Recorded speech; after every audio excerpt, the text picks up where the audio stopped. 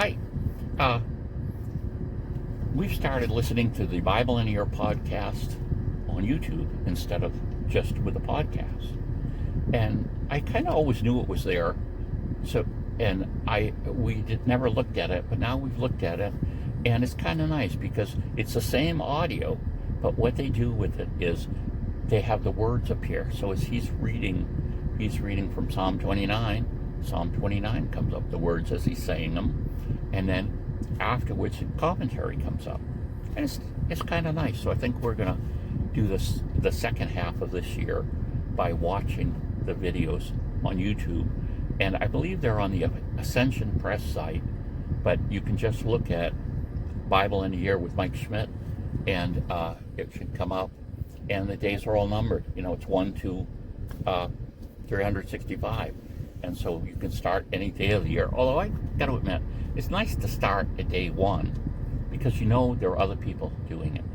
And the viewership of the podcast has gone way up. They're getting like 750,000 downloads. It knocks in and out of that number 1 position quite often because there are just so many people doing this study. But one of the things I wanted to mention, okay, occasionally I lecture at Mass. And if you're not a Catholic, that means, you know, you do some of the readings that are there.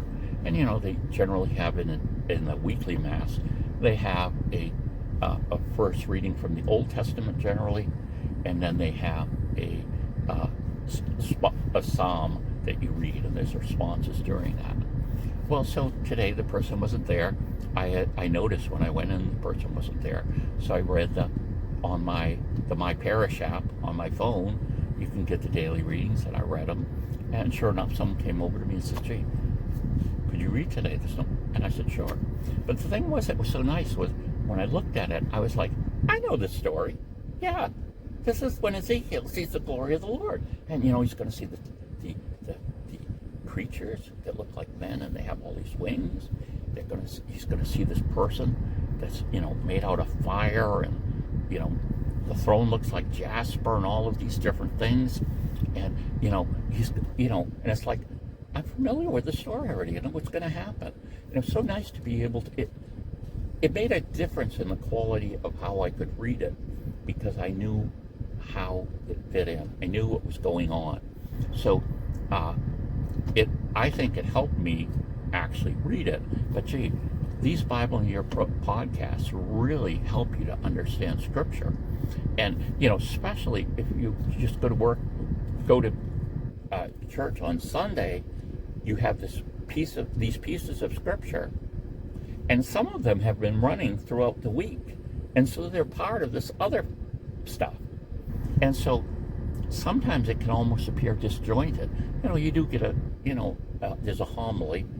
Catholics don't call it a sermon, we call it a homily, okay, the official word, about the gospel and some of these other readings, but sometimes that's not necessarily that helpful to understand the Scripture and the context they're in, because sometimes they're talking about just one issue or some other issue or whatever. But doing this Bible in a Year, when you're hearing a Scripture, you can place it. You see it as a larger picture in Scripture, and as this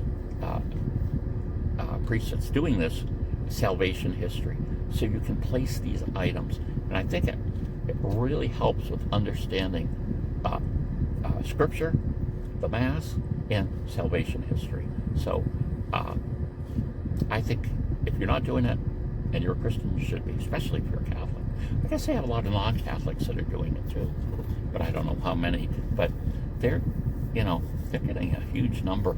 I think they're saying they get 750,000 downloads, so we're getting up 750,000, and it was less than that last year. So this is a second year, which is just a repeat of the first year, and a whole bunch more people are doing it. So and it's kind of fun to start on January 1st because you know there's this group of people that are doing the same day as you. And although I'm kind of not on Facebook anymore, but there's a Facebook group there, so you could follow along with them. If you want to comment, ask questions, or whatever, it's there. So kind of interesting.